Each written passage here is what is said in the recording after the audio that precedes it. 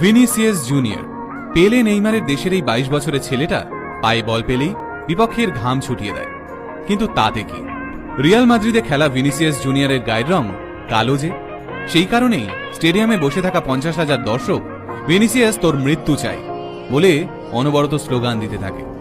কখনো আবার তাকে বাঁদর বলে ডেকে ওঠে হাজার হাজার দর্শক।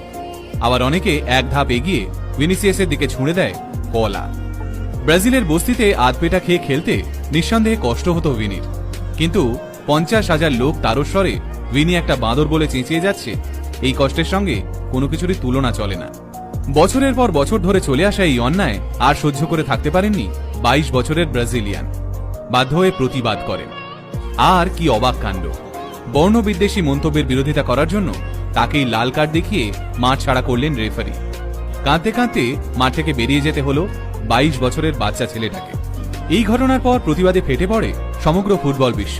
ভিনিসিয়াসকে সমর্থন জানিয়ে এগিয়ে আসেন নেইমার, এমবাপে, ক্যাসামিরো, এমনকি রিয়াল মাদ্রিদের চিরপ্রতিদ্বন্দ্বী বার্সেলোনায় খেলা রাফিনহার মতো ফুটবলাররা। এদিকে ব্রাজিলের প্রেসিডেন্ট স্বয়ং জানিয়ে দিয়েছেন, ভিনিসিয়াসের বিরুদ্ধে কোনো বর্ণবিদ্বেষী মন্তব্য দেখতে পেলেই কড়া ব্যবস্থা নেবে ব্রাজিলের সরকার।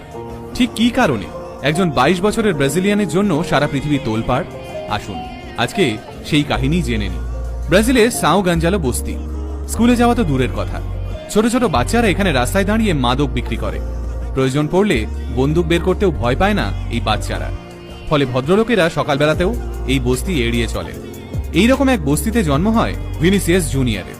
ছোট থেকেই ভিনি জানতেন এই বস্তি থেকে বেরোনোর একটাই পথ, আর তা হলো ফুটবল।